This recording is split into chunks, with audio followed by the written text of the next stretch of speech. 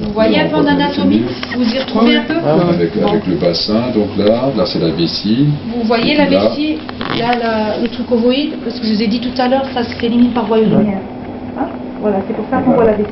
La colonne vertébrale qui monte là. Alors bien sûr on la voit seulement en partie, puisque chaque fois c'est des coupes, hein, donc comme une colonne vertébrale a une forme pas toute droite, c'est sûr que ça sort de la coupe. Par contre, si nous on recule avec notre appareil pour faire des coupes plus en arrière, on la voit à d'autres niveaux, quoi, et elle disparaît par contre. Donc ça c'est là, donc la colonne.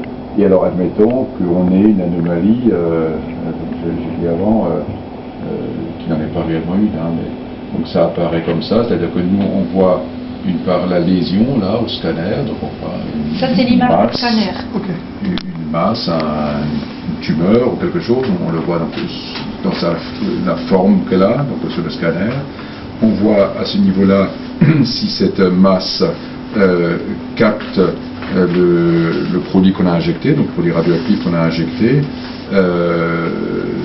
Donc là, ça serait le cas, hein, puisque ça sort très foncé, donc on saurait que cette lésion-là, c'est une lésion qui est hyperactive sur le plan métabolique, c'est-à-dire qui consomme beaucoup de glucose, et donc les lésions des tissus qui consomment beaucoup de glucose, en général, c'est des tissus qui évoluent, qui grossissent, qui poussent, et donc notamment les cancers ou des choses comme ça qui sont des lésions qui à évolution rapide, donc consomment beaucoup de glucose et fixent davantage le traceur que les tissus autour. Hein. Après, nous, on additionne, parce que là, on ne sait pas trop où est-ce que ça se situe, hein, donc sur le scanner, on ne sait pas trop où est l'activité, enfin la fixation importante qu'on voit là, on ne sait pas trop où ça se situe, et alors, grâce à l'addition des deux images, on voit exactement, donc ça se trouve à côté d'une vertèbre, là, donc c'est la dernière vertèbre lombaire, et on voit que c'est juste à droite de... Enfin, nous on sait que c'est à droite parce qu'en fait l'image c'est par convention, ce côté-là c'est la droite, ce côté-là c'est la gauche, donc on voit que là c'est à droite de la vertèbre, et donc on a très très bien situé la lésion, quoi. Vous avez bien compris que ça c'est l'image de la répartition de la radioactivité dans le corps, vous avez compris ça? Et que ça c'est l'image de scanner, et que grâce à l'image du scanner, en quelque sorte, ça vous permet de localiser la radioactivité, où est-ce qu'elle se situe, sur quel organe, si c'est un ganglion, si c'est un muscle, si c'est le poumon.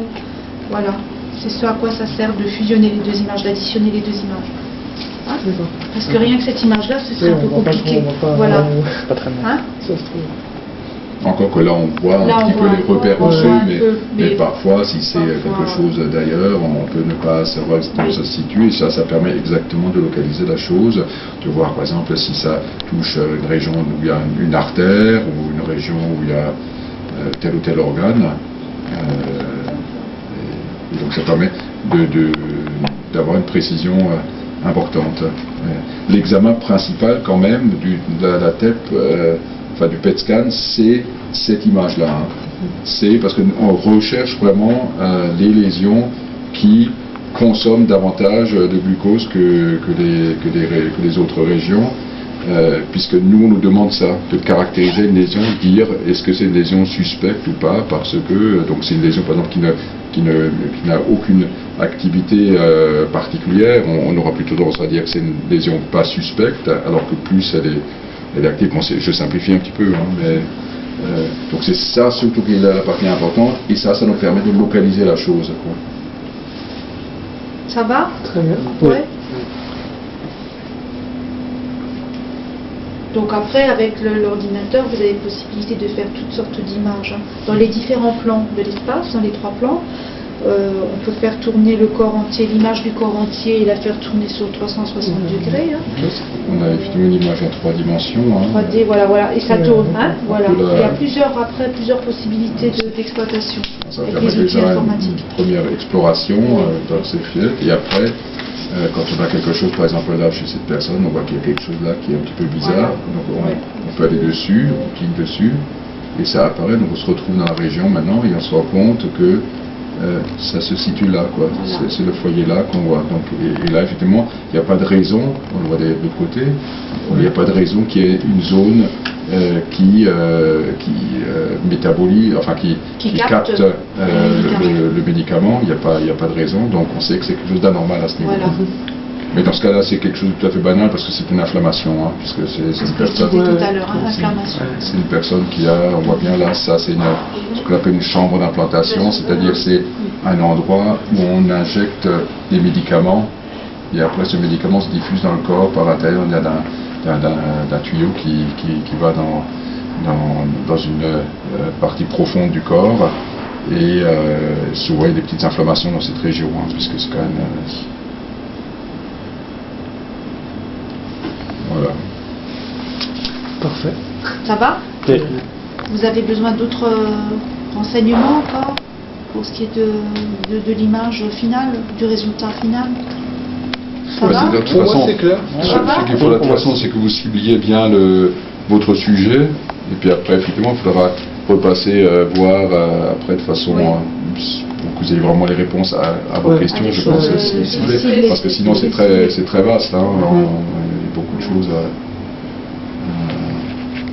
à voir, mais bon, c'est sûr que ça peut être un sujet intéressant. Hein. Puis on pourrait l'illustrer avec des belles images. Oui, hein. on va voir ce que Stéphanie vous a préparé, elle vous a donné. Après, ce que je vous ai dit, c'est qu'il y a des organes qui fixent naturellement, on va dire normalement le médicament, c'est normal. Le cerveau, on le verra toujours. Hein, parce qu'il a comme substrat énergétique, il a que le sucre, il ne peut pas utiliser autre chose. Puis le cœur, c'est pareil, on verra que ton cœur, il fonctionne, c'est un muscle qui se contracte tout le temps, il ne s'arrête jamais. Donc ça, c'est des organes que tu vois systématiquement. Même s'ils ne sont pas malades, on les verra, ils vont fixer normalement le médicament. Hein? Voilà. Ça va? Oui. On continue? Oui. Alors Stéphanie vous a préparé des images. Je les donne, c'est. Moi j'ai enlevé les noms. Hein. Oui. C'est les images TEP standard, on va dire. Nous on appelle ça corrigé. C'est-à-dire que la machine, elle se sert du scan pour connaître les densités du patient, l'épaisseur, quel organe atténué, quoi, Oui, plus, moins, enfin bref, et il corrige, parce qu'à la base, les images, ça donne quelque chose d'un peu flou, d'un peu moins précis. Et il se sert du scanner pour corriger, pour améliorer l'image. Donc ça, c'est des deux sortes d'images. Ça, c'est pareil, mais avec un autre patient. Ça